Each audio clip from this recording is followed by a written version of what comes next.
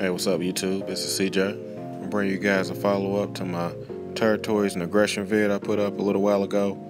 In this update, I'm just going to be covering how I rescaped my tank, a few minor changes, and how I made some adjustments to my stock list.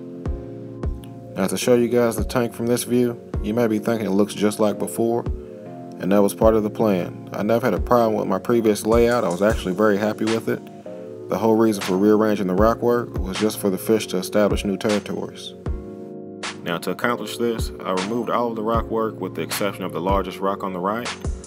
Cleaned out any extra waste that was trapped underneath, and took advantage of that time and caught all the males that I wanted to remove from my stock list. Now, with adding the rock work back into my tank, I tried to keep it as natural as possible. Now, to pull this off, I didn't want to stack everything to where it looked man-made, but I also wanted to make sure that I had the larger rocks in the back and the smaller rocks in the front.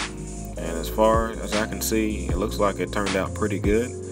I even was able to leave out some of the larger rocks I had in here before, allowing me to have a little extra space in the middle of the tank. It gives the fish a little extra room to swim, and it makes it a lot easier on me as far as maintenance, because I did notice there was a lot of debris and poo and all kinds of stuff that was trapped underneath that rock that I could not get to before.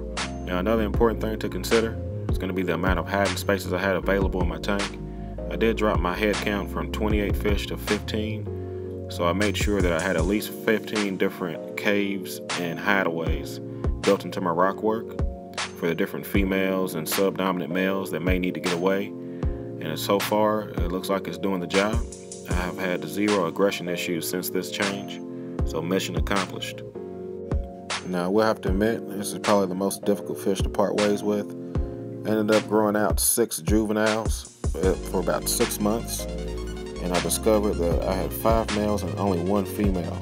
So due to all the drama I had in my tank, I just removed all the subdominant males and ended up with this pair. And I can't complain, it's a beautiful pair. The male, he's showing great colors, and the female has not shown any interest yet, but maybe I'll get some spawning action out of these guys.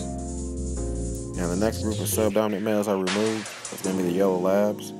Ended up with just this pair remaining, females on the left, the males on the right, for anyone who wanted to see the difference between the two. And as far as the fry go that I released in the tank, after removing all the rock work and changing it around, I ended up with this guy left.